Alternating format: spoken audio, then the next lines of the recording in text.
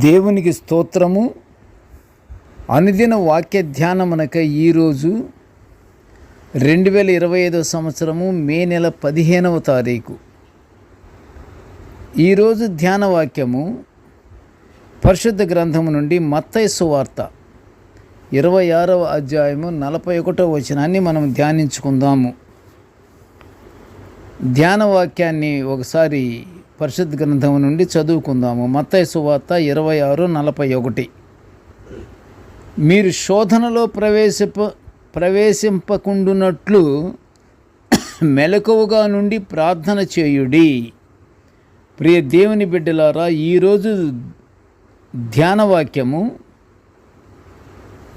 ప్రతి విషయమునందును మెలకువతో ఉండాలన్న నియమాన్ని దాని గురించి మనము ధ్యానించుకుంటున్నాము. నేటి ధ్యాన వాక్యము ప్రభువు తన శిష్యులను గెత్సెమనే అనే చోటకు దగ్గరలో కూర్చుండబెట్టి, నేను అక్కడికి వెళ్ళి ప్రార్థన చేసి వచ్చే వరకు మీరు ఇక్కడ నిలిచి ఇక్కడే ఉండి శోధనలోనికి ప్రవేశించకుండా మెలకువగా ఉండి ప్రార్థన చేస్తుండండి అని వారితో ప్రభువు చెప్పినట్లు పరిశుద్ధ గ్రంథము సెలవిస్తుంది. నేటి ధ్యాన వాక్యము కూడా అదే మాట గురించే తెలుపుచున్న మాట గురించి మనము ధ్యానించుకుంటున్నాము. మానవుడు మెలకువ కలిగి తన యొక్క దేవుని యందు భయభక్తులు కలిగి మానవుణ్ణి ఎందు నిమిత్తమై దేవుడు సృజించాడో అది తెలుసుకొని ఆ ప్రకారంగా తన మనుగడను జరుపుకుంటూ ఉండాలి.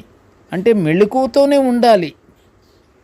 మెలకువగా కానీ లేకపోతే శోధనలకు గురవుతామన్న సంగతి మర్చిపోకూడదు. సమూయేలు 2వ గ్రంథములో 11వ అధ్యాయము 2వ వచనము చూస్తే, దేవునికి హృదయానుసారుడైన దావీదు యుద్ధవీరుడు, పరాక్రమశాలి. అయితే ఒకరోజు ప్రొద్దుగురుంకు వేళ వరకు దావీదు నిద్రించుటను పరిశుద్ధ గ్రంథములో మనము చూచుచున్నాము. అంటే దావీదు నిద్రిస్తున్నాడు. ఎప్పుడు? ప్రొద్దుగుంకు వేళ వరకు, అంటే ఆ రోజంతా, అంటే ఆ పగలంతా నిద్రపోతున్నాడు. ఎవరు? దావీదు. ఎప్పటి వరకు? ప్రొద్దుగుంకు వేళ వరకు దావీదు నిద్రిస్తున్నాడు అని పరిశుద్ధ గ్రంథంలో మనము చూస్తున్నాము. ఇదే రీతిగా అనేకులు తాము మేల్కొని ఉండవలసిన సమయమందు నిద్రపోతూ ఉంటారు. మేల్కొనే సమయం అంటే ఎప్పుడు? సాధారణంగా ఏ టైంలో? పట్టపగలు ఏం చేస్తున్నారు? నిద్రించుచున్నారట చాలామంది.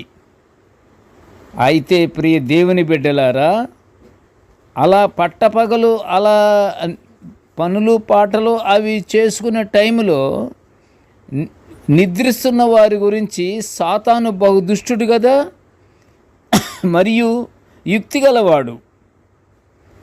అతను పొంచు వేసుకుంటాడు. దేవుడు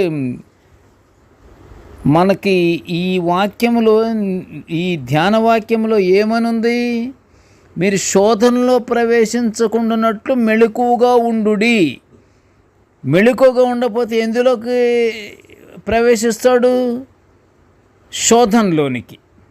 శోధనలోకి ప్రవేశించటం అంటే సాతాను బహుదుష్టుడు అని చెప్పుకుంటున్నాం ఇక్కడ, మరియు యుక్తి గలవాడు. దేవుని మాటకు వ్యతిరేకత చెయ్యాలన్న ఉద్దేశం గలవాడు గనుక అలా పట్టపగలు నిద్రపోయే వాళ్ళ గురించి సాతానుడు, దుష్టుడు పనిగట్టుకొని చూస్తూ ఉంటాడు. దావీదు బద్ధకాన్ని ఆధారము చేసుకుని, ఎవరు? సాతానుడు. ఎందుకని? దావీదు ఏం చేస్తున్నాడు? పొద్దుగుంకే వేళ వరకు నిద్రపోతూనే ఉన్నాడు. అంటే ఆ పగలంతా నిద్రపోతున్నాడు. దాన్ని గమనించినటువంటి సాతానుడు దావీదు బద్ధకాన్ని ఆధారము చేసుకొని, అంటే బద్ధకంగా ఉండకూడదు అని అర్థం. ప్రియ దేవుని బిడ్డలారా, బద్ధకస్తుడు దేవునికి వ్యతిరేకుడు. బద్ధకాన్ని ఆధారము చేసుకొని సాతానుడు దావీదును పడగొట్టుటకు వాడి ప్రయత్నాలు దావీదు మీద ప్రయోగించినందున దావీదు శోధనకు గురయ్యాడు. మనకు తెలిసిన విషయమే కదా. పొద్దస్తమానం దావీదు పడుకొని ఏం చేశాడు? సాయంకాలం అయ్యేసరికి మేడ మీద అలా విహరిస్తున్న టైంలో ఇతను ఏం చేశాడు? స్నానం చేస్తున్నటువంటి ఒక స్త్రీని చూశాడు. స్త్రీని చూడగానే ఏమైంది? ఇతని మనసు మారిపోయింది. ఈ మారటానికి, చూడటానికి ఇవన్నీ కారకుడు ఎవరు? పక్కనే ఉన్నాడు దుష్టుడు. ఎవరైతే ఆ విధంగా పొద్దస్తమానం పడుకొని సాయంకాలం అయ్యేసరికి విహారంగా తిరుగుతున్న వాణ్ణి దావీదుని పట్టుకున్నాడు, దింపేశాడు పాపంలోకి. ప్రభువు కూడా శోధనలో పడకుండా ఉండుటకు మెళుకువగా ఉండండి అని శిష్యులకు చెప్తున్నాడు. మెళుకువ అనేది చాలా ముఖ్యమైన విషయము. కానీ శిష్యులు నిద్రలోనే ఉన్నారు. ఎక్కడ? ఆ గెత్సెమనే తోటకు దగ్గరలోనేమో వీళ్ళని ఉంచేశాడు. గెత్సెమనే తోటలోకి ప్రభువారు వెళ్ళారు. మీరు మెళుకువగా ఉండండి, శోధనకు మీరు గురవ్వకూడదు అని చెప్పినటువంటి మాటని ఈ శిష్యులు అది విస్మరించి నిద్రలోనే ఉన్నారట. ప్రభువారేమో ఆ తోటలో దేవునికి ప్రార్థన చేసేసుకొని తిరిగి వచ్చి చూసేసరికి ఈ శిష్యులు నిద్రలోనే ఉన్నారు. ప్రభు ఆ విషయాన్ని, ఆ నిద్రపోతుతనాన్ని చూచి, మీరు శోధనలో ప్రవేశించకుండా ఉండునట్లు మెళుకువగా ఉండి ప్రార్థన చెయ్యండి అని శిష్యులను హెచ్చరించినటువంటి విషయాన్ని వారికి మరలా దాన్ని రిపీట్ చేశాడు. ఆత్మసిద్ధమే కానీ శరీరము బలహీనము, అందుకు గాను మీరు బలపడుటకు. శరీరము ఆత్మసిద్ధమే కానీ శరీరము బలహీనము.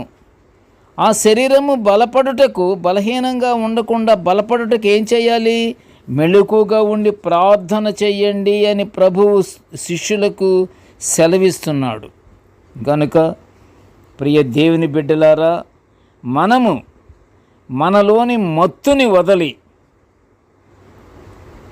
ఎప్పుడూ మెళుకువగానే ఉండి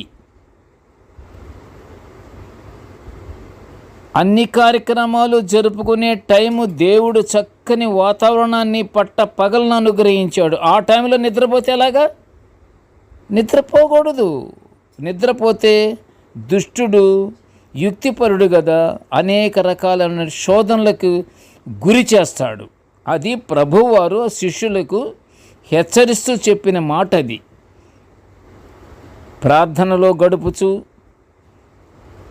నిద్రపోకుండా మెళుకువగా ఉండి ప్రార్థనలతో గడుపుచు దేవుని ఆశీర్వాదాలు పొందుకుంటూ నిత్య ప్రార్థనలతో దేవుని మహిమపరుచుకుందాము. ప్రార్థన చేసుకుందాము. కృపగల తండ్రి, జీవముగల నాయన, నీ పాదములకు స్తోత్రములు. తండ్రి, నీ యొక్క దివ్యమైనటువంటి మాటలను తండ్రి మేము వాక్యానుసారంగా తండ్రి మేము ధ్యానించుకునే గొప్ప భాగ్యాన్ని మాకు అనుగ్రహించినందుకు నీకు ఘనమైన స్తోత్రములు స్తోత్రములు స్తోత్రములు నాయన. తండ్రి, నేటి ధ్యాన వాక్యమును వినుచున్న ప్రతి బిడ్డను ఆశీర్వదించయ్యా. కృపగల నాయన, మేమందరము తండ్రి మెళుకువతో ఉండి, ఎల్లప్పుడూ తండ్రి మెళుకువతో ఉండి నీకు ప్రార్థనలు మేము చేసుకుంటూ నిన్ను మహిమపరుచుకుంటూ నీ పరలోకాశీర్వాదాలు పొందుకునే భాగ్యాన్ని మా అందరికి అనుగ్రహించమని ఈ మనములన్నీ యేసయ్య పుణ్యనామమున వినయముగా వేడుకొనుచుంటున్నాము తండ్రి. ఆమెన్. దేవుడు మనలందరినీ బహుగా దీవించుగాక. ఆమెన్.